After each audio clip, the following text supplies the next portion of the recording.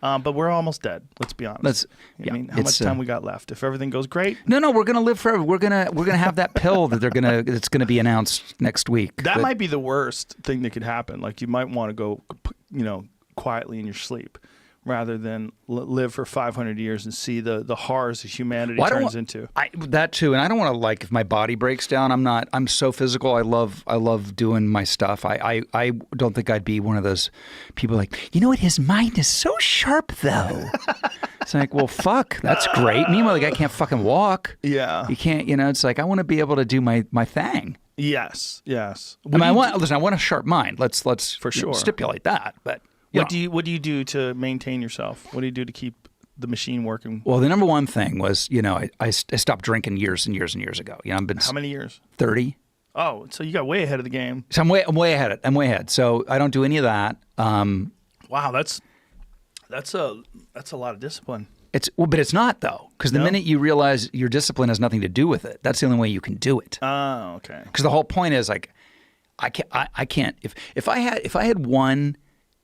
Let's say you broke out that, because I was like beer. Beer was good. Well, there it is. What do you got there? Whiskey. Whiskey was never my thing. I'd be okay. If it were tequila, that'd be a different thing. if you, and also it was the 80s. So if you had a kamikaze, remember those drinks? Oh yeah, I do remember those. Yeah. Like it would go. Then I'd be like, you know what would be really good to get would be some Coke. That would be great to balance it out. Yeah, just to balance out, and that's no big deal. You get no big deal, and it's good for you. The Rockstar Coke, that stuff's not even bad for you. That's what I'm saying. It's not even bad for you. Mick Jagger does it. Okay. Look at Keith Richards. He's fine. Look at Keith Richards. Look at Jack Nicholson. Those guys are doing great. They're the biggest stars in the world. And Jack Nicholson is fat too. How bad could it be? How bad could it be? It's good for your memory. Probably, and it's really good if you want to talk a lot. And successful people do it. A lot of successful people do it. And it's not addicting. No. They just enjoy it. Yes. So that was what we thought. That's what that's just the Gordon Gekko era, and then the Hounds of Hell will be released. Once I got that good little concoction going, that good little mixerson. Well, it had to be hard to be a young, really famous, really good-looking guy during the age of no internet. And, the world was a wild place. I mean, you were really famous in the 80s. I wouldn't trade it for anything. I mean, all of the mistakes that I made, all the things that I learned got me to where I am today, and I could not be happier. And I needed some fucking comeuppance, and I needed some of that humbling and stuff. On the other side of it is like, what's the point of being fucking famous today? Really, I don't know if there's a point. So dangerous. I know, right? I don't know. I mean, forget the lack of privacy, the lack of like crazy fun, which you can't have. Right. Everybody's lying in wait. I saw an article written about Leonardo DiCaprio, and it was just about how he dates young girls and how gross it is that he's dating a girl who's 25. Like, 25's a woman, you fuck. Right. What is wrong? He's a good-looking man. He's wealthy and happy and successful. Oh, my God. He dates someone who's young and vibrant. There must be something wrong with him. Meanwhile, if a woman does it, nobody gives a shit. They celebrate her. You go, Kate Beckinsale. You go take those 21-year-olds down. That's right. Rope them, wrangle them, ride them. Rope them and then go. Send them off. Kick them in the ass and pack their lunch and send them off. It should be equal opportunity everywhere. It's not, though. Right. When it's a woman, they look at it like she's just doing her thing. She's having a good time. But a man, it's like he's abusing his power. Leonardo has power over those young ladies. I figure like if you're Leo or Bieber or any of those like young this is like what part of coming of age. Yes. Figuring out what you want in life. And when you do that, you're going to do weird shit, good shit, bad shit. Well, that's whenever everybody if anybody would try to judge someone like that, like Bieber in particular, right? Because he was really, really young when he got famous. I mean, it's insane. Yeah. I mean, and that whole thing, that theory that at however old you are when you get famous, that like freezes you in carbonite emotionally and intellectually. Well, that makes sense with child stars, right? Anybody. I mean, yes, Sure. But anyway, it's also that thing of like, have you ever noticed that before like you get famous, the people who were famous to you then, fast forward 100 years or whatever, and like maybe they haven't done as much and you have, but when you meet them, you think they're the most famous, crazy, successful person. It's the same. Yeah. It's the same type of thing. If I were to meet, Dr. Smith from Lost in Space, I'd be like, no fucking way, doctors. Yes. Do you know what I mean? So it's Yes. funny how time. I met Lee Majors. I was in That's my what glory. I'm saying. I was like, it's a $6 million man. I can't believe it. He's real. Right? Yeah. Yeah. Yeah. Cheech and Chong, when I met those guys, I was like, I can't believe they're real. Yeah. Can't believe I'm meeting them. Yeah. Yeah, you get frozen in your own perspective. Well, when you get older and you become famous, very few people can have this conversation, right? But when you get famous and you meet famous people, to me, it's still weird. Like when I met you today, I was like, oh, hello, Rob Lowe. I've seen you in movies, but I'm more normal with it than when I was young. When I was young and I would meet, like I remember the first time I was on the set of News Radio and I met Phil Hartman. I was so weirded out. And I was like, he's right there. This is great. Because I hadn't met a lot of famous people back then, only like a small handful. Well, we were talking about everybody that like came up in the 60s, the 70s, the 80s, the 90s, everyone before social media, the wild lives that they led. You can't do that anymore. You can't do it. And what this conversation came for all y'all just, tuning in, we were talking about like, Chris Brown. I'll see Chris Brown, he'll come out my house and he'll just sit there and go like, what the fuck, And I said, listen, you're just too talented for one. Cats like him and Justin Bieber who've been blessed with extra. They look good. They can fight. They're athletic and they sing. They could dance. The first time I met Chris Brown, this is crazy. I'm throwing a party in Miami, and it's me and Colin Farrell, Eddie Murphy. Eddie Murphy, who was still in it. This is years back, like 2005 maybe. I think, 2005. And so I'm hosting a party. We're in Miami. The crowd's going crazy, but in the down, like not in the VIP, it's some kids dancing. I'm like, who the fuck is that? And they dancing, all this shit. And so my DJ Irie goes, yo, man, that's a new kid, Chris Brown. Yo, he about to be the next one. I said, yeah, but he think he can dance because, I know how to dance. I'll go fuck him up. You know what I'm saying? This young motherfucker don't know who I am. I'll come down and fuck him up. And it was like, Fox, okay. So I go down now, it's sort of my time, and so everybody's following me. I'm about to go battle whoever this kid is. So I said, yeah, bro, you think you can dance, huh? And I did like some kind of bullshit, pop like a move. Listen to me. We're all jammed together, right? He doesn't do a move. You know what he does? He does a backflip. But the way he did the backflip, and he's 6'2", he's standing in the middle of the crowd. He jumped over the crowd, did the backflip up here, and came straight down and said, what's up? I said, motherfucker, I'm going to leave you the fuck alone. I don't know what the fuck that's some Avengers shit. And I just remember going, I said, that dude, when he get on, and then, he gets on, but then social media catches on. Yeah. And then it's just hard. It's hard. It's hard to live when you're social media. And I tell them all the time, you have to, social media sort of makes you color inside the lines. Yeah. Or try to. Yeah. Or like this. It makes you tuck your artistry in sometimes. Does that make sense? Tuck your crazy in. Tuck your crazy in. You tuck your artistry in. Like I didn't know what a meme was. And, shit. I was just catching on the MySpace and shit shifted. So my daughter sends me a picture of Rihanna, right, going to the Met Ball. And by the time I got the picture, whatever happened, the picture was Rihanna. And in this yellow dress. And I hit my daughter. I said, I love the dress. It's amazing. I don't understand the pizza that's in it. But, maybe that's, she's giving a nod to Italy and where maybe she got the dress from. And she's like, no, Dad, that's a meme. I said, what? That's a meme. I said, what do you mean? She said, no, there's actually not a pizza in the dress. Somebody crafted or fixed it there. They made it look like it's pizza because it's trailing behind her. And so I'm thinking, well, what the fuck is a meme? She says, no, that's what they do. I said, so this girl worked her whole fucking night to get this dress to go to the Met Ball, which is, you're supposed to be, out the box, and somebody puts a pizza on it, and that's all you see is a pizza. I said, how do you compete with that? How can you be Michael Jordan and kids run up to you and say, "You the crybaby face." You cry man. They go to cry man. I said, man, Well, memes are like the best thing on the internet. It's one of the best things about the internet. Is people being able to make funny. It's the best thing, but watch this though. Once it sticks, that's what I'm saying. Once it sticks, once it sticks, it sticks. I mean, Michael Jordan to somebody under the age of 18, he the crybaby face man. Hey man, they go to crybaby face. Hey man, and then you know how fans do it. Hey man, cry right quick, dog. Yeah.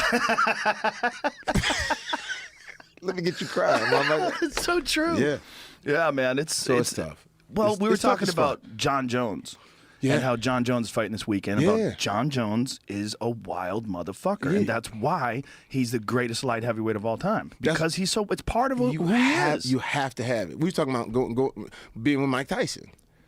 Mike Tyson, back in the day, you couldn't. That's why when people say, like, why does Mike Tyson. First of all, he's a fighter. He's not a tennis player. But Mike was a wild boy. And to hang out with him, you could understand.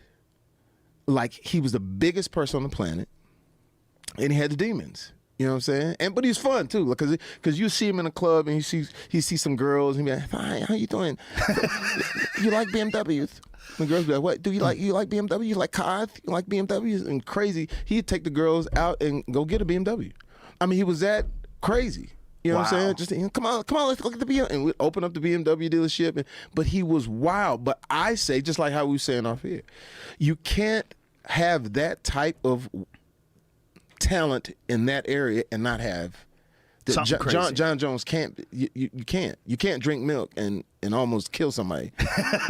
You know what I'm saying? You can't. Let me get that homogenized. I'm about to go. No, you can't. Yeah, there's got to be something about you that's out of control. Impulsive, wild, dangerous, and that's what makes him so great. Everybody. You even talked about, you look at the people on your wall. You look at Hendrix, you look at Elvis, they have to have something. Because that's God fucking with us. Yeah. God's going to give you something incredible, but he's also going to give you something to anchor that. Because I believe, this is what I believe in, and you tell me if you believe this. I believe in the yin and the yang of everything, meaning like when there's absolute light, there has to be absolute darkness to balance it out. And that's what everything that we do. It's sort of like we're not going to get away with anything. Like anything that happens to you in life, you have to pay for it. Like it's like the grocery store. Okay, I got the career. Boop, got to pay for that. Okay, I got the money. Boop, okay, I got to pay for that. Then here come the family. Boop, yeah, I need that money. Boop, yeah, you fuck with me. I'm gonna release a story about you. So it's all of these different things that you got to pay for, and that's why you see these guys like that. Because like I said, talking to Justin Bieber, with everything I said, some of this shit is supposed to happen to you. It has to. You can't. Otherwise, think of the success that kid's had at 20 years old. It's impossible. I was just reading some shit about him canceling his tour because he just had too much work. I mean, he's just going crazy, I guess. But he's made $93 million this year. Yeah. Like, Jesus Christ, he's fucking 20. And for us, we like, shit. Because, I ain't 20. I'm like, motherfucker, I'm going to take that $90 million. I'm going to go do $1 million. But we can't be in his mind and we can't see how it is. He grew up that way. Never had a normal life. And you don't expect. Like I always tell kids who want to be in this business to please wait. Like even with my kids, I said, just wait till you can understand. Like I was able to be grown and have some grown shit happen to me and just regular life shit happen, so that when this happened, I still have a point of reference to get back to. Because like I know, you've interviewed everybody. This business affects you in such a way where you'll see one person one day. I won't say the comedian's name, but I remember a comedian back in the day did like half of an HBO whatever. And then the next week I saw him, he had 12 bodyguards. And they were pushing me back. I was like, what the fuck, man? Yo, no, not right now. It just got crazy. Got crazy. They get crazy. They get crazy because, and I remember, I won't say the names, but there's been a couple of guys. I'll never forget this one dude hit. And I went up to try to say something to him, and for some reason he had a white suit on. And we were in a club. Like, why the fuck does he have this white suit on and these big shades? And I went to talk to him, and he said, "Not right now, man. I'm rich." He said that? That's what he told me. In front of everybody. "Not right now, nigga. I'm rich. Goddamn. Just let me be rich and famous right now. I don't want to hear your pitch." Because I was going to pitch him something. I said, man, you think you could get away? And I was like, That's wow. hilarious. And as he said it, I had to sort of like, okay, I had to get up. But that's, that's what happens. When But you got to be careful. That tide goes in and it goes out, and people come up and they remember. Yeah. They remember. And they remember when you fucked with them. And we've seen him. We've seen him. But being a comedian, we get a chance to sit in a different seat because we sort of our jobs are observational. You know what I'm saying? We still all have our own demons, but it's just different. When you also see get it. humbled a lot as a comedian. Yeah. You got to get those jokes. You're performing in front of a live audience. It's all live. Yeah. It's got to work, and it doesn't work. Shit, you got to go back to the drawing board. And you got to assess. Terrible. Yeah. Actors don't get a lot of that. That's one of the reasons why they're kind of shaky. Yeah. More shaky. Yeah, right? They don't get a lot of like that testing it live in front of people, that humility that comes with that. You don't, and it's tough. I was talking to another actor, and it's tough because see, I'm a comic who became an actor, so I'm cheating. You know what I'm saying? I can go do this, and I can go. I'm gonna be in St. Louis tomorrow. Doing some jokes, so I can. I can get my thing off. But just actors, it's tough. Long story, but like after my debut.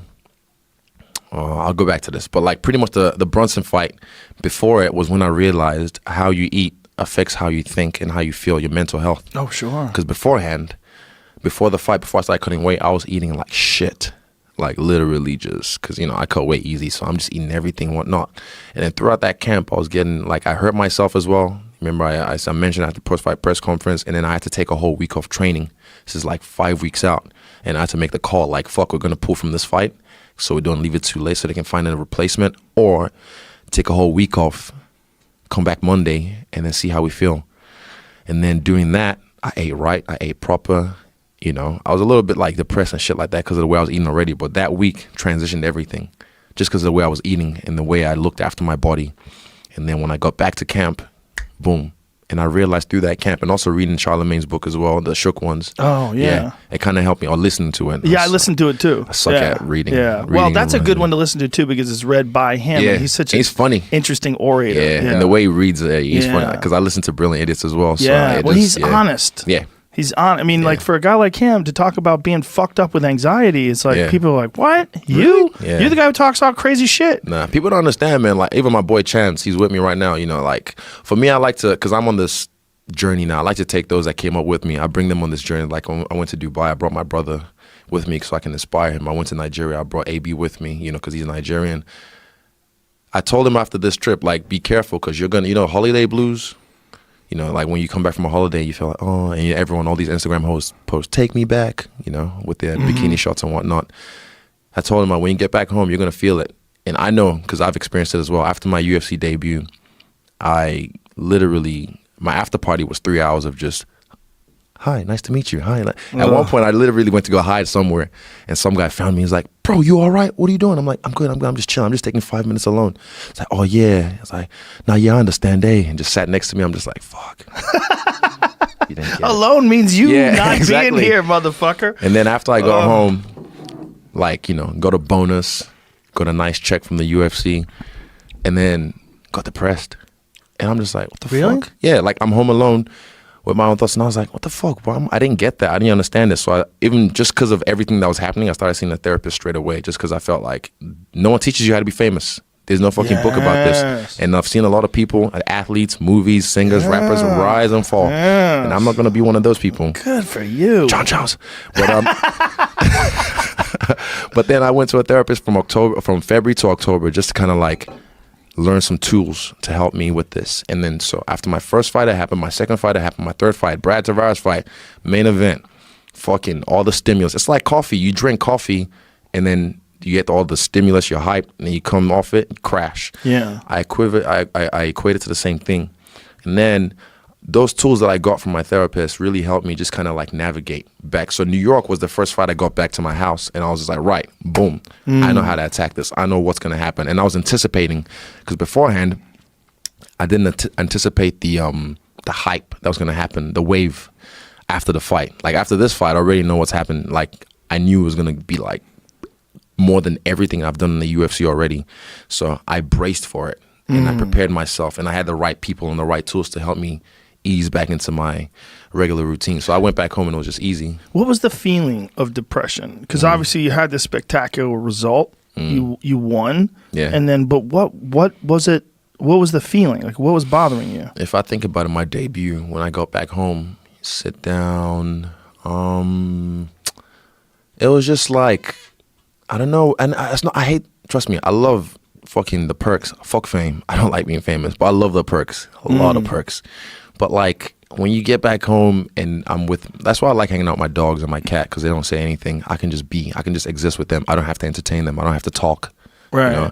Contrary to popular belief, I'm not always extroverted. I'm a cuss baby. I'm a crab lion. Cancer Leo. A crab lion? Oh. Cancer and Leo, yeah. But like, I can go, both ways, hard, soft, like a semi-chop. But, Semi-chop. But like, yeah, so I can, when I'm home by myself, I'm just very reserved. I like to be with my own thoughts. I like to be in my own space. Kind of like what Jorge had to do in Panama or wherever he was. Yeah. And the feeling was just not, it's almost, I've heard of imposter syndrome. I'm not sure if I'm saying it, if I'm using it right, but I don't know. I don't want to say that's what I had, but like, you almost feel like you don't belong. Yeah, like I don't belong. Or I don't deserve this. I think everybody has that. Yeah. So I had to go through that for my first fight, my second fight, my third fight, and like I said, it wasn't until the Brunson fight I just decided, fuck it, own it. Because in New York, there's this clip on YouTube of this guy. He's walking around Times Square, normal, just chilling. No one pays attention to him, and then he comes back at nighttime. And then he's hired like security, camera crew. He dresses the part, and he's walking around Times Square. He's just a regular dude, like a YouTube content creator. And then everyone's done to like, who's this? Who's this guy? Oh, can I take a photo? Yeah, cool. Take a photo. Yeah, cool. And then like the camera guy goes up to random people and goes like, so how do you know? They say his name's Brian. How do you know Brian? How do you? And they're like, I saw him in Spider-Man. Yeah, I think it was pretty good. And then like so the guy will go to another guy. So what do you think about his last album? And be like, I mean, I didn't hear the whole thing, but I heard a single on the radio, and people just lying through their teeth, about who the fuck this guy is when they don't even know who he was. Right. I experienced that at Deja Vu, fucking crazy, in Times Square in New York, Madison Square Garden. I experienced that in Times Square, like literally shooting for my brand Engage, shooting some shots for them. So there's embedded crew around me, my crew around me, and I'm not even trying. And at one point, I kind of just, because I'm always noticing everything around me, and I see people like, some people recognize who I was, and then I saw people like, and I can hear them like, who is he? And the same person will come, hey man, big fan. Yo, can I grab a pic? I'm just like, all right, take a pic. And the next person like, and he said, hi, can I get a picture? And just take a picture. And they don't know who the fuck I am. Right. They just know somebody likes you. Exactly. They just, he's famous. Boom. And they just want to get that shine. So shit like that kind of humbles you and lets you know. You can get caught up in all that shit, man. I talk about hype a lot, and I'm like, fuck it. Just own it. New York was when I decided, like, I'm not going to feel like I don't belong. Just own it. This is my life now. Well, I think what you're doing is you're taking the mentality of a high-level striker and you're applying it to fame because you don't want to get caught in traps. You want to see all the pitfalls. Like if your chin's up, you drop your hand. If you have a tendency that someone can exploit, you got to go, oh, make sure I mix this up, show them different moves. You don't want to get caught in traps. Yeah, right? I don't want to get caught. Never. Yeah, but that is also what happens with fame. Okay. You get caught in your own traps. You set your own traps. Yeah, I know I'll make my own mistakes. I won't crash into a pregnant lady, but I'll make my own mistakes. Sorry, I'm taking all the shots. Come get it. Well, Joe. What's up, Mike? Tom Segura's in the house for a few minutes here, too. Yeah, Stop by to say hi. I can't believe you've never had a cup of coffee. Never. You want some? No. That might be No. That might be the most outrageous thing about you is that you've never had coffee. Your whole life, you've never had coffee. No. Did you just Tea, never coffee. No one ever offered you a cup of coffee? No, You never went to Starbucks? Never. No, for tea or some donuts. Wow. What about like That was when you when I was in when you're in rehab, you always gotta go to Starbucks because the meeting's right outside of Starbucks. You always hang out at Starbucks and stuff. Right. But never for coffee. You Never didn't want got to try it? Never. that is that? How about like girlfriends, wives? Like none of them ever like drank coffee at home. I'm sure they have, but I never really. My wife drinks it. And you just nothing. Never. Nothing. No. Well, I'm so all the addicted stuff to coffee. I did and all Me the too. drugs I did, you think coffee would be nothing. yeah. That's what I'm saying. Yeah. That's what I'm saying. Like, it doesn't make any sense.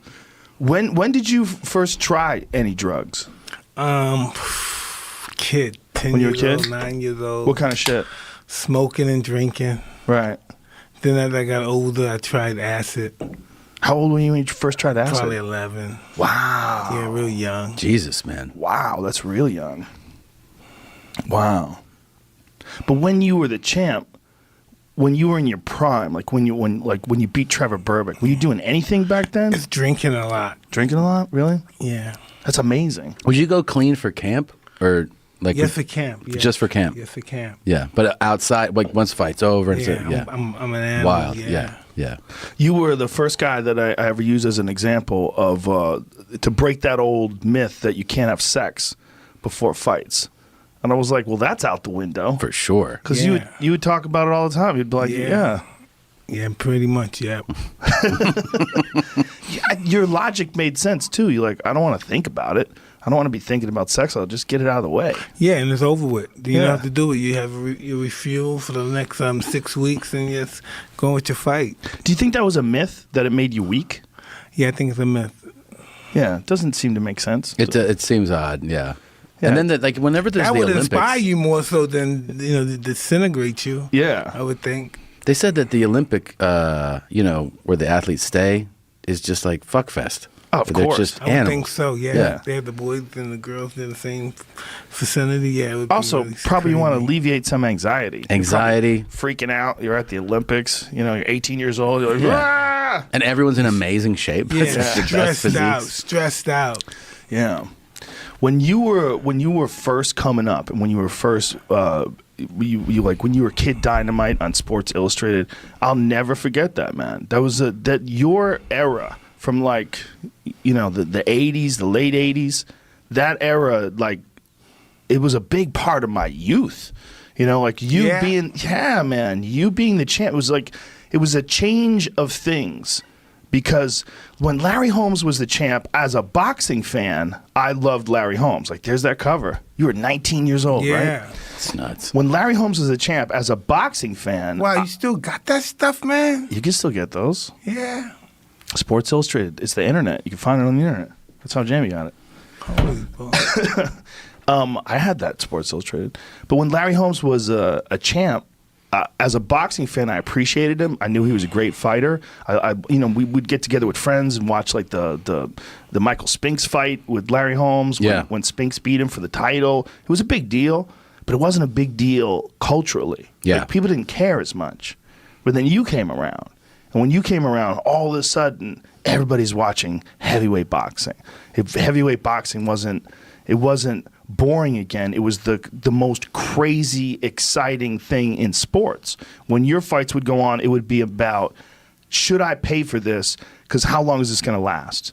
Like, that had never Yeah, that's existed. pretty weird. People tell me Yes. about that all the time. They all chipped in and then Yeah. they turn the fight on and it's over with. I never think about it like that, Sometimes when it comes to my realization of the situation, I forget that I'm that guy. I forget that I trained that hard and I became a fighter and stuff. Yeah, that's what I was going to ask you. Like, does it seem like a dream? Yeah, pretty much like a blur.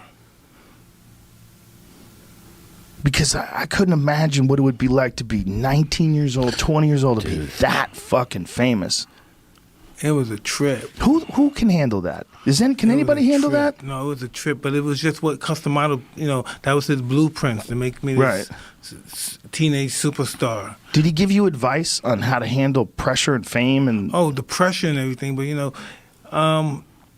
he says really no ingredients on how to handle fame. You know what I mean? We have to see what Department of Fame is your problem, and we have to work on that issue from there. But no one knows how to conduct themselves under that kind of pressure. no, I couldn't imagine. It's the level of fame too. Yes. It's like there's so many. You realize there's so many levels of fame, and then Mike's is still just extraordinary. Where like people walk away from their job, like in an airport.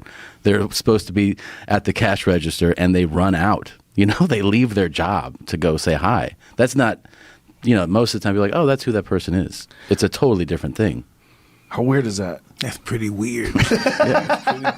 It took time for me to get used to that stuff. I used to be one of those, get the fuck away from me, man. What are you doing, you creep? You know what I mean? Because I never knew how to conduct myself. Like, Mike, come here. Take a picture of my mother. Take a picture of my kid.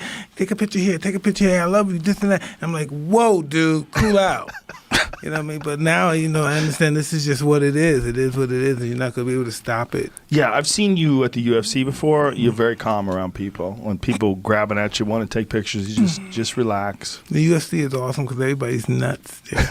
Yeah, a little closer. A little closer. Okay. Yeah, There we right go. about there. All right. How are you, fella? What's going on? Fantastic. How are you doing? Very nice to meet you. Nice to meet you too.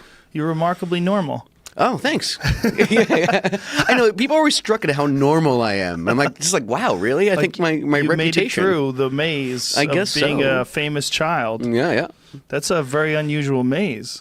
My life is unique to me. That's what I like to say. And I'm almost like a peerless person, like to a certain Yeah. extent. There's not too many people I can look left and right, and we have similar experiences. Yeah, is there anybody that you ever contacted, like Jodie Foster or someone who's made it through and seems pretty put together? Not really. No? No, not really. I mean, it's kind of a weird cold call, It's like, Right. hey, Jodie Foster. But I would think that's It's Mac. such a small clan of people. Like if a comic called me that I knew, and Mm-hmm. they wanted to talk to me, I would talk to them because it's such a small clan of people. I mean, we do have our weekly therapy sessions. Yeah. You say, me, Elijah group. Wood, Right.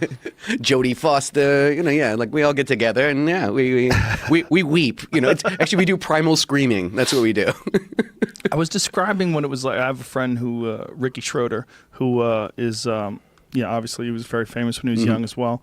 And One of my favorite TV theme songs of all time. Silver Spoons. Oh yeah. Mm-hmm. And I was saying like the way you developed is not like the way the recipe calls. Mm-hmm. Like the recipe calls for you to have a childhood and try to figure out life, and then become a man and try to find yourself, and then try to find your path. And by the time he became a man, he was already famous. And the same thing with you. You were already famous as you were developing and learning. Yeah.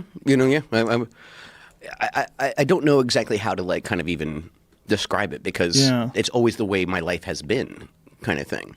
Like in the same way that a lot of kids they go out and they catch bugs and play sandlot baseball or whatever. It's just that's the way it is.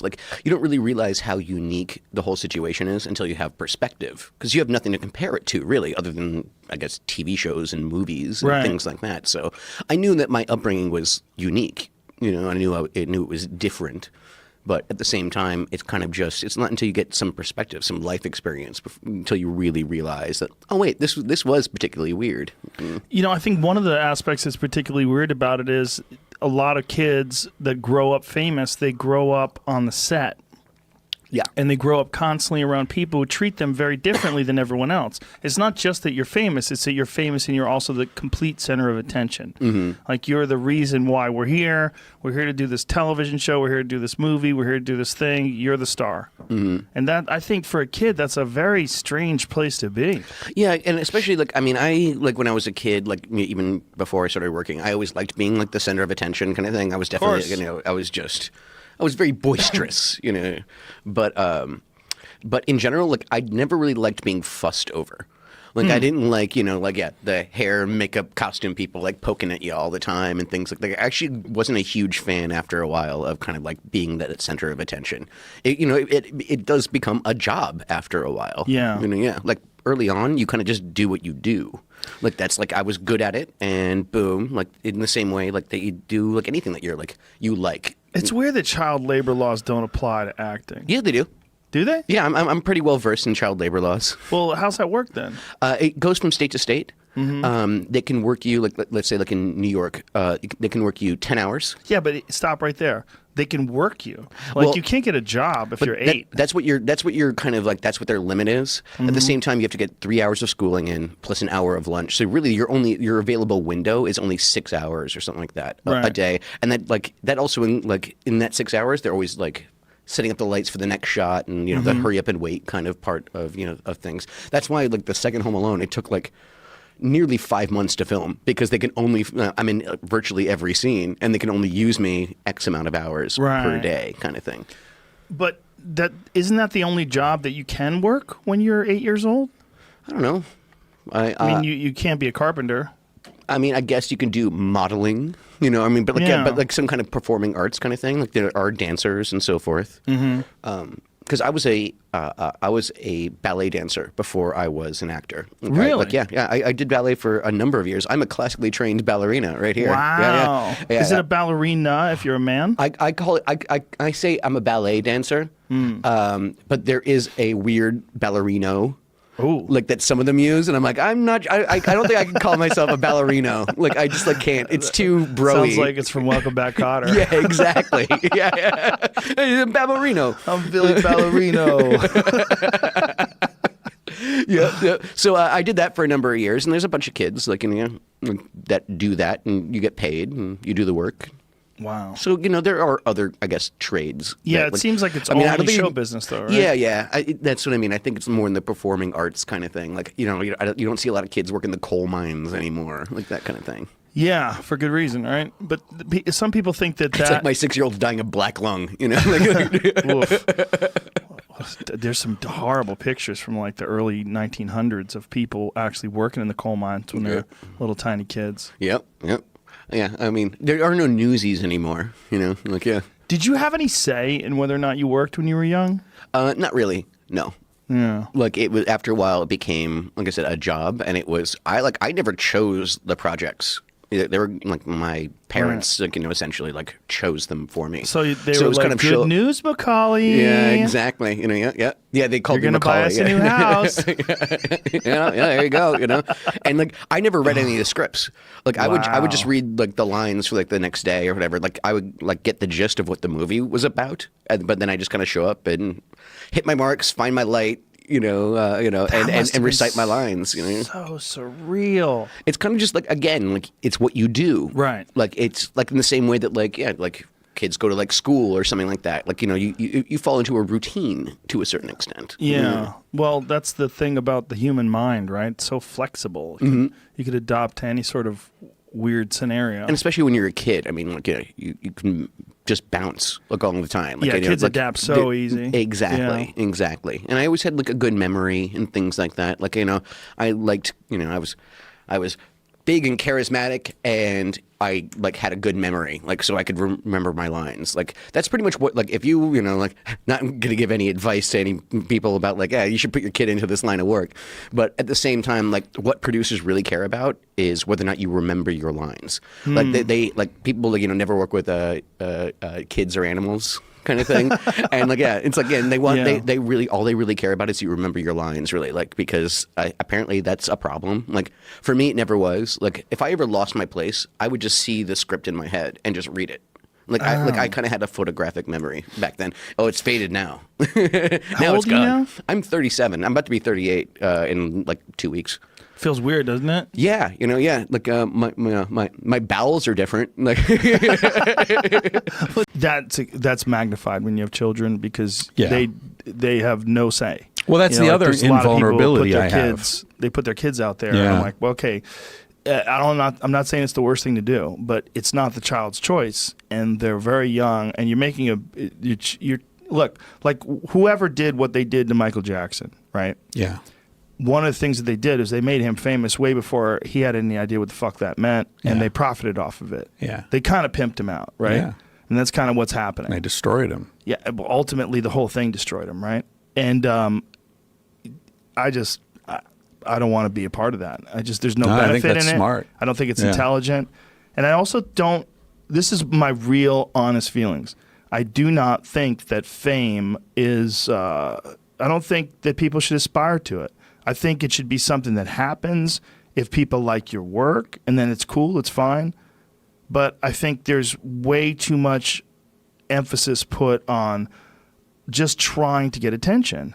And it's being rewarded and supported in this weird way. There's nothing wrong with getting attention, but it should make sense. It should make sense. There should be some reason. And if it's out of balance, Yeah. you should probably look at like why is it out of balance? Like Yeah. And lots of things that attract attention are not things that we want more of. Like conflict. Yes, conflict. That's a big one. But it's also just fame itself. One of the weirdest parts about it is that you have to constantly be checking yourself. Like, all these people are nice to you. All these people are saying nice things to you or being mean to you. One of the all people that you don't even know. So you can't rely on them for your self-esteem, and you certainly can't rely on them for criticism. You can't rely on them, people you don't even know that don't care about you. So you're in this weird position. You have to be very careful with who you communicate with, because one of the weirdest things you'll see from famous people is all of a sudden they get this very strange thing where they feel like people are supposed to do things for them, and they're not supposed to pay for things, and everything's supposed to be easy, and they're supposed to get that. That's a weird one. Like, they don't respond to criticism well. They don't understand that they're still a human being in the middle of growth. No, they're a fucking star. I'm a fucking star, and I want this, and I want it now. Yeah. And they're just like, what kind of fucking bullshit is this? Do you know who I am? Yeah, exactly. We've all seen like a version of that, right? And we know about it. The problem, though, is that they know that their shit stinks. Yes. They know that they're human. They know. So then they develop this sort of fraud phobia. Right. That people are going to find out what they really are. I mean, I've seen this with fashion models. I used to hang out with a lot of fashion models in Barcelona. You know that whole story where I lived in the mansion with the fashion models? Did you talk about that? Could be. I don't know. I'm not sure, but I'd love Who to can hear it keep track again. of what the fuck we've talked about? I know, it's impossible. Yeah. It's impossible. Anyway, so fashion it. models, They become fame, famous. wealth, people who are extremely wealthy. And that gets back to the 70 grand a year thing and the whole sort of question of, saturation. You know what else it is? It becomes a real problem with things being too easy and life being like way too patterned. Like you everything is very predictable in terms of like your success. You have plenty of money. You have adulation from fans without any stress or duress. Like, you can have a little bit of stress in terms of like trying to manage your career, but it's nothing like trying to make it. Yeah. That I don't know if I'm ever going to make it stress. That's a totally different kind of stress. I don't know if I'm ever going to be a success stress. That's real shit. That goes away once you definitely become Kanye West or whoever the fuck you are. Right. And then you're subject to your own demons, because Right. then you're alone. You're really alone. You can't even go to the grocery store. You spend any time with Jim Carrey? No, I don't know him. I'd love to meet that guy. Yeah, he seems like he's in a weird stage of his life. He seems to me like someone who you talked about, you get to that pinnacle and you have to deal with your demons. Yeah. It seems like he's dealt with them I agree. and now he's come out the other side. Yeah. And he's in this very sort of this place of wisdom and I just think he's something. Russell Brand is another guy who I think I really admire where they are in their lives and how they got there. They sort of went through the fire and they've come out the other side somehow. Russell certainly has. I know Russell. He's a sweetie. He really is a super sweet guy, like genuine too, and really trying to like be a better person and a better human. And I don't agree with him on everything. He gets a little social justice warrior-y on some things, but I think it's just because he wants to do good, and he's like leaning towards good, and he's leaning towards love, and it's all for the right reasons. Like, well, that's how I perceived the rock crit elite, and my job was to turn them around. But my job was also to see true ecstatics, like Prince, like John. Michael Jackson was not an ecstatic on stage. Michael Jackson was an incredible, astonishing performer who had studied his craft from the age of 9. And so he worked out every single move in advance. John, you never knew from one night to the next what Prince or John Mellencamp were going to do in performance. They didn't know. how well did you know Michael Jackson? I thought very, very well, and he was the most remarkable person I've ever met in my life. And when I tell people how remarkable, they don't believe me. He was, you and I and Jamie are on a certain level. And we don't know we're on a certain level because we figured this is the range of humanity. If we go out and meet anybody on the street or even anybody famous, I work with Buzz Aldrin these days, what we're going to encounter is another person pretty much like us. Sorry, in Michael Jackson's case, he did not fit on this normal plane at all. He was on a plane somewhere where you've never seen a human being before. So the first time I met him, we were at his brother Marlon's pool house. It's a little house with just enough room for one big room on the first floor and another big room on the second floor with a little tiny staircase between them. And there's a billiard table in the middle of the room, and there are arcade games, which at that point in particular, 1983, were unattainable. No human could afford arcade games unless you were Steve Wynn and you were actually equipping an arcade. So we're in the middle, we're in this room, and Michael and I are standing next to each other. So his elbow is at his left elbow is at my right elbow. His left knee is at my right knee. And we have a meeting with the art director from CBS. I'm condensing the story. There's lots more. But we're having a meeting with the art director, and she walks in with 5 of the most gorgeous portfolios you've ever seen in your life. Hand-carved cherry wood, hand-carved leather. And these are from guys I know because I started in pop culture in the art business. And these were my legendary competitors. And Michael opens the first page of the first portfolio, and he gets a square inch into it, a postage stamp size piece into it. And he goes, oh, and his knees begin to buckle. And he gets another 2 square inches into it, just lifts the page a little bit further. Oh, he lifts it even further. Oh, Michael is seeing the infinite in in things that even the artist didn't see it with such infinity as Michael is seeing it. And by the time he gets to the full page, he's having a full-scale aesthetic orgasm. I have never seen anything like this in my life. And remember, the first 2 rules of science are the truth at any price, including the price of your life, and look at things right under your nose as if you've never seen them before, and then proceed from there. Michael is seeing the infinite in the tiniest of things, and you've never seen a human with this degree of awe, wonder, and surprise anywhere in your life. And I will never see another human like that again in my lifetime. Michael was beyond belief, utterly beyond belief. And his commitment to his audience, to the people he called his kids. Oh, God, I forgot to turn this off. I've always wondered what it's like when you're beginning as an artist. You know, you're idealistic. You have all these ideas about what the future could be. Who knows? It's all wide open. And then all of a sudden, many years later, you are a fucking massive superstar selling out arenas. How difficult is it to find people who understand where your head is at? Impossible. Do you like seek out other superstar musicians and talk to each other? I did, and I got nowhere there either. Really? Yeah, I've had a hard time ever getting like good data. Let's put it that way. The freakiest thing was I saw how it changed my inner world, meaning friends and family. How so? My step-grandfather, who was a World War II vet, very closed down, classic Eisenhower Republican type of guy, smart, you know what I mean, had literally zero interest in me as a kid.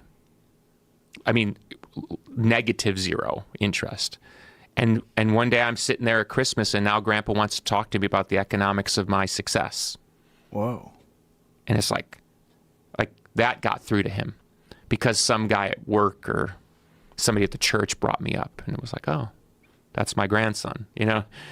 Nothing about childhood, you know, childhood tears did anything, but that, you know, I saw where it warped the gravity in my family. And then you get the friend like, you know, you're different. It's like, yeah, I'm different. Of course I'm different. You know what I mean? You know what I mean? It's like, I've got $1 million in my pocket. You know what I mean? I could buy, you know. Yeah. I mean, you know, I one day walked into Beverly Hills and paid cash for a Ferrari, and it's just dumb stuff. Like, that's kind of awesome, though. Yeah. Yeah, I remember people don't like the idea of that. No, I think it's funny, right? It's amazing. You bought a Ferrari with money that you had on you. That's fucking crazy. Yeah, and it was the classic story. I walk in, the guy didn't know who I was. Of course. He's like, so how are you going to pay for this? And I was like, cash. You have a brick with you. It's like, Wow, that's just an awesome thing to be able to do. so if you can stupid, do right? it. It's just like, so I'm saying you go from like literally complete, not abject poor. I had no money, right. You know, and then one day I'm like throwing, you know, G's around for dumb cars, and well, it's also you reach such a high level that there's nothing above that. Like I have the antidote. My manager, who was, you know, we were with the Metallica guys at the time. He called me on like a Wednesday or something, and he said, "I can't say for sure, but more than likely, based on the calls we're getting, you're going to be #1 this week," meaning Melancholy. And I literally said, "Is there a position higher?" Like I couldn't process that there wasn't like another step. You couldn't keep going. Yeah. Well, that's what I always wondered. Like when you reach a certain level and you're selling out these giant arenas and you're one of the biggest bands literally ever. You're like one of the top 100 biggest bands of all time, right? Arguably. Yeah, we're in there, yeah. It's in there. Yeah. Where the fuck do you go? Like it had to be this Madness. weird. Yeah, I would imagine You go that mad. madness is the only option. Madness. Yeah, madness sort of becomes attractive at that point. God, that's got to be so strange to be just crushing it, selling out these giant arenas, #1 songs going, now what? What the fuck do we do? Do we fade away? No, we went crazy. Yeah, we just lost our minds. Like, what happened? What was the process? Did you see it slipping away? Oh, Did you yeah. see the madness? Yeah. And it became, you know, it's like a bad relationship or bad relationships. It becomes a lot clearer when you're out. You know, at the time you sort of do your own rationalization. Like, oh, he or she's going crazy, not me. We all went crazy in 4 different directions. Wow. And the great shame of my band was musically we were super tight and we never disagreed on music. It was like this weird phenomenon where musically we were like totally in sync. We could produce and write music very, very quickly, and it was always the other stuff around us. So that sort of ate at the core, and then when we lost our personal relationship, that's what diminished the musical relationship. But you don't know it at the time because you're sort of, I don't want to say arrogant's not the right word, but it's like you have a sort of a, you know, you got a little bit of a thing in your walk and you think, you know, you got the world by the you know what and all good. You think you can power your way through anything because you have. Right. You don't understand that you do actually need the people standing next to you. I have such a greater appreciation for my bandmates now that I've seen what we actually did accomplish in you know, it's surrounded by chaos, but then we created our own chaos, and then at some point it all blurs. What were the things that fucked it up?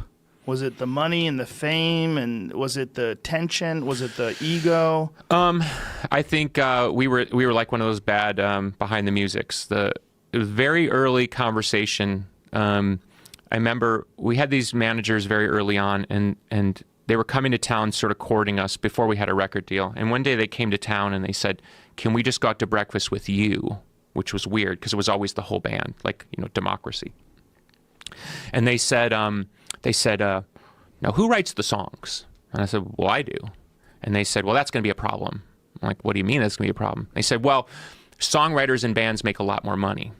So our suggestion is you should share your songs with your bandmates to keep sort of a kind of a democratic stasis." And they used some examples of bands who did it. And I thought, hell no, I'm not giving them my work. I mean, it's my songs. And they were like, "You don't understand. You're going to make a lot more money." And I was like, tough shit. You know what I mean? It's like live and learn kind of thing. Why did they think you were going to make more money? Because songwriters get, if you, quick lesson, the songwriter gets paid separate statutorily by the government than the actual copyright of the recording. So if I'm on Joe Rogan's label, you pay the band for the recording, which of course in that case would be split 4 ways, but you owe me a statutory rate as a songwriter for the sale, which I think these days is about 10 cents. So every record we sold where I was the sole songwriter, I was getting 10 cents that they weren't getting. Or 8 cents or whatever it was at the time. So you can imagine over a gazillion records sold, it added up. Yeah. So I start pulling away financially. You know what I mean? Mm-hmm. But when you're a kid and you're 23 and somebody's having this conversation with you and you literally don't even have an apartment, right? And somebody's trying to tell you how you're going to make a lot more money, it's like, what does that mean? Right. Fast forward 4 years later and it's like, I'm making a lot more money. So that sort of sows organically sows discontent. Yes. You know, it's whether you call it jealousy or not. And then as I emerged as sort of the auteur and the big mouth in the band, and maybe the person who was most willing to be controversial or whatever, we'd get in a room with journalists and they would just talk to me. And then we get out of the interviews, and the band members would yell at me for them not being asked questions. So it's like this weird thing, like it was my responsibility to push them more as stars, or so it's not just about the music, it's about being appreciated and successful and famous. Now, in hindsight and in fairness to them, I didn't appreciate why it was important to them. Because in their minds, we're all equal, we're in the room together. Yeah, you write the songs, that's cool, but at least give me the social currency of being recognized, or you know, or somebody would offer me alone a magazine cover. And if I was smart, which I wasn't, I should have said no, only the band or nothing. But I was like, sure, put me on the cover, I'll take it. You know what I mean? Right. You probably would have thought they would do the same thing if someone came to Absolutely. that. Yeah. Absolutely. And then, of course, it becomes tit for tat. Then, like, two of the band members went on their own and made a record deal without me. They got somebody to give them a bunch of money to start a label, which they had every right to do. You know what I mean? So suddenly they're like making side deals, and it starts getting all that weird business. And again, it's like an erosion factor. You don't appreciate it from within. There's a lot of compression. There's a lot of money. There's a lot of stuff going on. And then one day it sort of hollows out. And then it's too late. You know, you can't just sort of sit down and have a meeting and make it all okay, because the wounds are deep. And in our case, I mean, the wounds lasted I didn't talk to Darcy for 17 years. Whoa. And I didn't talk to James for, I think, 16. Wow. So the heat was real. I mean, there were lawsuits and all sorts of stuff. And it's such a common story that I hope someone listens to this part of your conversation as well. They won't. It's just human nature, right? Is that what it is? Power corrupts, man. Yeah. And again, you know, no sympathy asking. But wouldn't today, though? I mean, it wouldn't today. Like, I feel like if you were in a similar position today, you'd have hindsight in your favor. And no, I would. Right? I mean, and even talking about the band going back on a tour and the possibility of that, it's like I approach it completely different. Yeah. So that's what I'm saying. Like, power doesn't necessarily corrupt. It corrupts if you don't know what the fuck it's going to do to you. Sure, yeah. But again, and I'm not preaching for sympathy, and I can't speak for the modern music business, but the business we were in the 90s, we were surrounded by people who were giving us wrong information. Now, were they giving us wrong information on purpose or because they weren't bright enough? I don't know, but we weren't getting the right information. Very few people actually try to sit us down and say, look, this is going to be a problem. Trust me. You know, it's like you're in there with the hounds and there's just...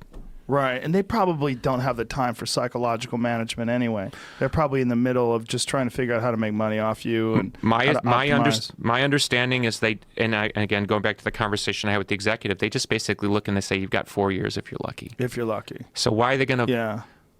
Why are they going to spend a bunch of time trying to hold your hand knowing you're going to lose anyway? What a crazy relationship between the record labels and the artists. It's similar, I guess, probably to like the pit boss. If you're having a hot run at like roulette, and the pit boss is just like, enjoy it now. Yeah. Because we're going to get it back. That's what it feels like. What percentage of musicians or musical artists that get signed by a label and put something out ever wind up having an actually successful career? Probably less than 10%. Jesus Christ. I would say it's probably even smaller. What a meat grinder of a business. You would think like, hey, man, we're on fucking Warner Brothers, dude. We made it. It's happening. They're going to promote us. They're going to push us. They signed us. And sorry to interrupt again, but the other weird thing is, the system I was in was, even if you were successful, it was set up to make you feel like you weren't successful. Right. Because that was the work. That was the manipulation. Yeah.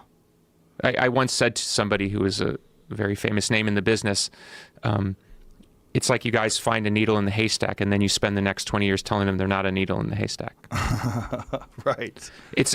What I'm trying to say, and I'm not saying it well, is you would think you would be surrounded by people who are telling you, you're talented, you're special, we want to help you because the more you succeed, we'll succeed and we'll all succeed together. It was the exact opposite. It was like, no, you're dumb, you're wrong, no, you're crazy, don't do that. you're going to ruin it. And even if you'd say, I want to wear this hat. Okay, I'm going to wear this hat. And when it wouldn't work, they'd say, see, you should have listened to us. Is that universal? Have you heard other musicians say the same thing? I would guess it was universal, because looking back, it doesn't feel personal to me. It felt like I use your bad analogy, pimp ho, I don't know. Right. It's a weird con job thing. That was my experience. It was a lot of con jobs. That Courtney Love piece that she wrote about the music business, I'm sure you're aware of that, where she explained... Was it recent or? No, Oh. a bunch of years ago, where I think it was actually probably before digital got really huge. And it was, a lot of people thought she had a ghostwriter, but it was really eye-opening to a lot of people that didn't know anything about the music business, like where the money actually goes and how much money has to be spent and how little you actually make, even though if you sell a shit ton of records. You've never seen this? It's pretty famous. From 2000, actually. It's on salon.com. Yeah. Oh, It might have been 2000. one of the years we weren't Yeah. talking. Oh, there you go. Yeah. Well, it's for people who haven't read it. It's pretty eye-opening. I've nothing to do with the music business. I've always been absolutely fascinated as a completely objective observer, just looking at it, going, this whole thing seems so crazy because it's. If you do not get signed, and if you do not get promoted, at least until recently, you had no chance. They literally controlled the reins in the direction of your career, almost like an actor. Like you can't make it as an actor unless you get an audition and someone chooses to put you in a film. But like a great Greek mythology type myth thing, the music business has made two critical mistakes over the last 30 or so years that led to its current sort of reduced status. One was they let MTV run amok on free content. And when they tried to rein MTV in, MTV basically told them to take a hike, and the music business backed down. So when MTV stopped playing music content, there was nothing the music business could do because they'd given away all their leverage to MTV. And then the second was when Napster showed up, and they acted like Napster was a virus that they just needed to stamp out, not really realizing that Napster was just the beginning of a whole wave of new technologies and new sort of social interactions or something. Those two critical errors led to the music business reduced position. And it's this music. I mean, music has been around forever, but the music business has been around, 100 or so years? Yeah, I think we're into 120 plus years of recordings. Yeah, it's just amazing what an iron fist they've managed to control the business with and to sort of wrangle all the artists for the most part. Well, it's Wizard of Oz, Yeah. Don't look behind the curtain. Have you ever thought about being on the other side? Yeah, I have, but I just don't have that much. That's why I'm more interested in wrestling. I think I like that. I like even though it's a sort of weird business, I sort of like that because it doesn't have anything to do with music. I have too much damage and too many. I don't think I could see clearly. Does it make sense? It's like it's still too weird for me. Yeah, no, it does. It does make sense. When I first came to LA in 90 and had the meetings, and you'd be in that hit the office and the people with the beards and everything, and they'd be like, so when we put the product out, and every time they would say product, I would sort of wince. Product, like, how can you call my art product? You know what I mean? And that's, to them, it's cookies and toilet paper. It's whatever. Wow. And it's not to say they're not fans and they don't appreciate, or they don't care, but at the end of the day, it's just some sort of weird business, And like all institutional cultures that are sort of kind of corrupt at their core, it just kind of runs on its own inertia. It just does. When you see someone like Chance the Rapper break out of that system, do you think that that's a model that can be followed, or is he just like an outlier?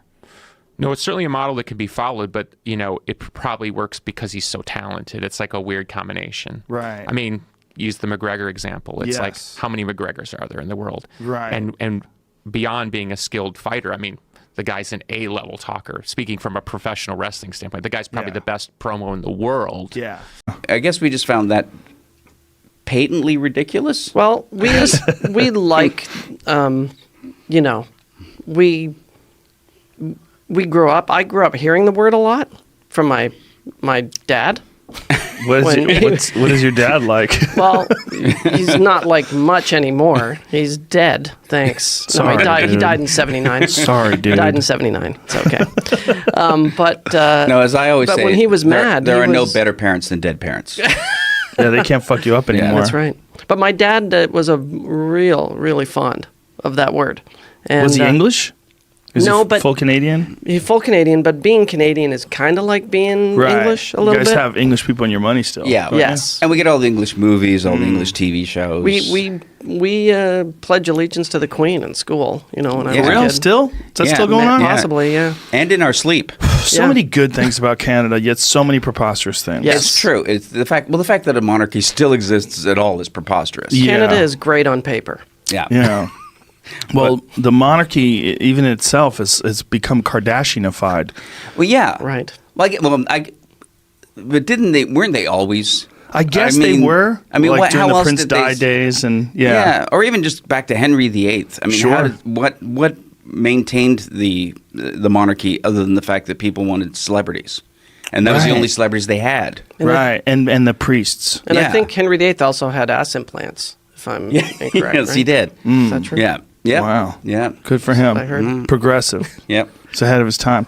Yeah, that is an interesting thing. It's like the Prince Charles Lady Di saga was essentially one of our first reality things to enjoy. Yeah. Yes, that was madness Yeah. when it happened. It was so huge. And then someone said, "Well, what if we just make housewives in Orange County royalty, and you don't have to pay them as much as the king and queen?"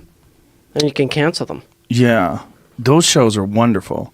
I've never seen an episode of any of them. They're fascinating. The Beverly Hills one is there's different versions of them, right? And different versions you get to see the geographical creepiness of Like Atlanta Yeah. is its own thing. Yeah, Atlanta's not a bad one. The worst one was Jersey. They're fucking savage people. Yeah. That's They my are. ancestors. Those fucking savage monkey folk that Right. live in. Isn't the worst anything cut the you for a Jersey nick. version? The worst of anything. The worst penicillin is the Jersey penicillin. You know. CSI Jersey was terrible, by the way. Nah, that doesn't exist. I'm sorry. Yeah, the Beverly Hills one. All of them were fascinating. It was to take people, force them into these situations where they're going to have these artificial disputes. What was crazy to me is watching people succumb to the pressure of all of that attention when they've never experienced it before, and then you're going to just thrust them into this massively popular, for lack of a better word, cunt fest. Yeah. Yeah. Right? See? Well, if you take Yes. fame, yeah, and you divorce it of any supporting Talent. structure, Yes. talent Or that nothing, supports no the fame. offering even. Something to Yeah. offer. Yeah, nothing to Yes. offer. No offering. There's no painting, no sculpting, there's no Nothing. singing. They only Yeah. take. Yes. They Yes. don't give. Because fame will destroy. If you're a brilliant artist, fame will destroy you. Yes. Yes. But if there's nothing underneath the fame, there's nothing to hold it up. Well, I remember watching Kelsey Grammer's wife. Right. I had met her before. She seemed like a very nice lady. Camille. Yeah, Camille. And then she, I forgot her name. Thank you. I just I didn't add want to that just. in there. Have I wanted to him give have him context. own her. He is a huge Camille fan. I'm giant. I have a tattoo. I was gonna say, do you have a tattoo? But she decided to play the heel, and it was so obvious that the pressure was just overwhelming the hatred that was coming her way. She had decided she was going to be the boss bitch on the show and just let everybody know, this is how it is, and I'm here to run things, and just the swamp of evil that came her way, and then she's like, quit, done, fuck this show, and she bailed out of it. Good for her. Yeah. Yeah. Well, Did she even choose that role, didn't even or was it like a producer that said, "Here's your angle"? Well, according to Kelsey, he told her like, "Hey, okay, this is what you've always wanted here." Like, because that's like what led to their divorce, or what was happening during them getting divorced. He essentially said, this is what you've always wanted. Like, See you later. like, don't think you understand this. So Right. good luck with it. And then, she just kind of vanished afterwards. She's like, fuck all this, which is wise on her part. She recognized what it is. But they're like those people that are on it. Like, I know some people who know some folks that are on that show. Yeah. And they just go crazy. They start popping pills and losing their mind. They're in therapy every day, and it's just madness. Yeah. The desire for fame with nothing more to it than a desire to be famous can only drive you insane. Yeah. 'Cause I think fame as an emergent property of doing something Right. is bearable. But it's a strange. byproduct. But Yeah. so strange Yeah. and so difficult to truly manage. Yeah, but you can at least say, I don't define myself by the fame. I define myself by the work that created the fame. Yes, Right. yes. Whereas if there's no work underneath it, it's, you only exist in so much as people are aware of you. You exist in those moments when you walk into a room and everyone's staring at you. Yeah. Right. That's what you look for. And That's it. Because I have that anyway because of my body. So I guess I It's know true. what real fame is like. Yeah. And the horrible allergy you have to pants. That's true. I can't wear pants, and Yeah. every time I walk in a room. Well, I always said like that fame is a property of the beholder, not the beheld, and that fame only exists so long as somebody in the room knows who you are. Right, And the right. minute you're in a room where no one knows you, your fame evaporates. That is one of the weirdest interrogations I've ever gotten. Is when people go, Why do these people know you? Yeah. What do you do? Who are you? Who are you? Should I know you? Should I take a photo with you? The weird You're thing, somebody, but I don't know who. The weird thing is they're almost offended that other people know you and they don't. Yeah. Like, you're playing a game with me? Why are you? Why don't I know you? They get angry. Yeah. Well, there's the other thing about fame is that people feel like they could just start talking to you. Yes. Yeah. Yes. Yeah. Just. You can sit next to you. You could be in the middle of an intense conversation with your favorite person on the planet. They don't give a fuck. No. Well, I had a guy. They know you. You've been in their house, in their living room. I had a guy come to me in the street and just go, "Hey, Dave, how you doing?" And I thought, "Oh, I must know him." So I said, "Oh, I'm good. How you doing, man?" And his next line was, "You don't even know me, you fucking phony." Dave, that was me. That was you? I wish I was better at faces. Was this in Canada? This was in downtown L.A. Really? That's amazing. You don't even know me, you fucking phony. I'm just trying to be nice, sir. Yeah.